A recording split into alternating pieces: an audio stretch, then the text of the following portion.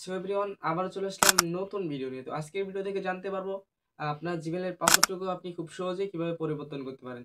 অনেক সময় দেখা যায় যে আপনার জিমেইলের পাসওয়ার্ডটুকু পরিবর্তন করা প্রয়োজন মনে করতেছেন, বাট আপনি কিন্তু জানেন না যে আপনি কিভাবে পাসওয়ার্ডটুকু পরিবর্তন করবেন। সো আপনার জন্য কিন্তু এই ভিডিওটা। আর যে জানেন যে কিভাবে পাসওয়ার্ডটুকু পরিবর্তন করতে হয়, সে চাইলে কিন্তু ভিডিওটা স্কিপ করতে পারেন।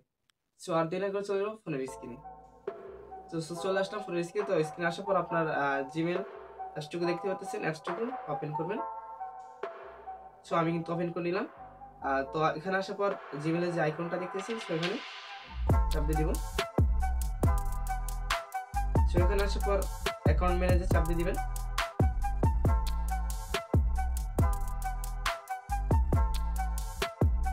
সো এখানে আসার পর পাসওয়ার্ড নামে যে অপশনটা দেখতেছেন এখানে চাপ দিয়ে দিবেন।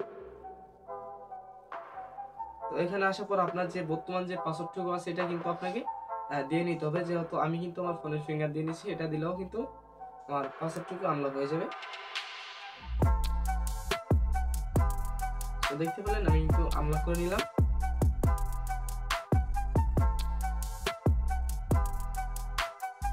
তো এখানে আসার পর দেখতেই পাচ্ছেন আসার সাথে সাথে এখানে নতুন পাসওয়ার্ড, এখানে একটা 8 ডিজিটের পাসওয়ার্ড দিয়ে দিবেন। আমি দিয়ে নিচ্ছি।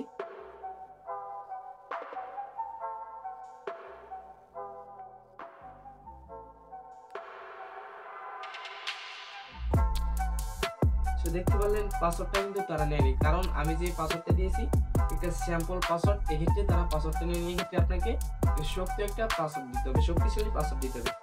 সো আমি শক্তিশালী একটা পাসওয়ার্ড দিয়ে নিচ্ছি। তো আমি প্রথমে কয়েকটা ইংলিশ ওয়ার্ড ব্যবহার করি।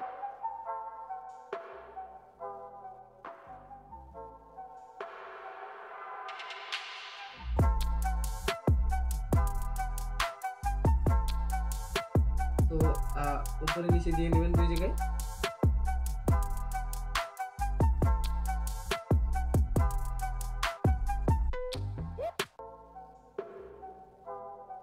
এখন কিছু ইংলিশ অঙ্কে ওয়ার্ড দিয়ে নিচ্ছি।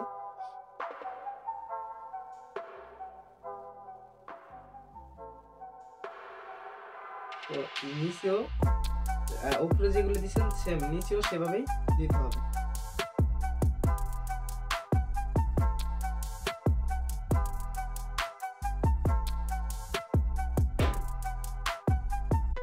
সো দেখতে পারলেন আমি পাসওয়ার্ড কিন্তু দিয়ে দিছি। এখন পাসওয়ার্ড পরিবর্তনের চাপ দিয়ে দিছি।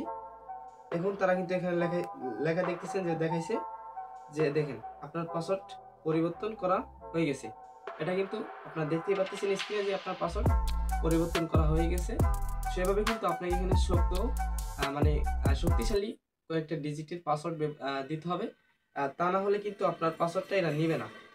সেভাবে মূলত আপনি এভাবেই কিন্তু আপনার জিমেইলের পাসওয়ার্ডটুকু পরিবর্তন করতে পারেন। সো ভিডিও আর লং করব না, ভিডিও এখানেই শেষ করব। তো ভালো থাকবেন, আল্লাহ হাফেজ। দেখা হবে পরবর্তী নতুন কোনো ভিডিওতে।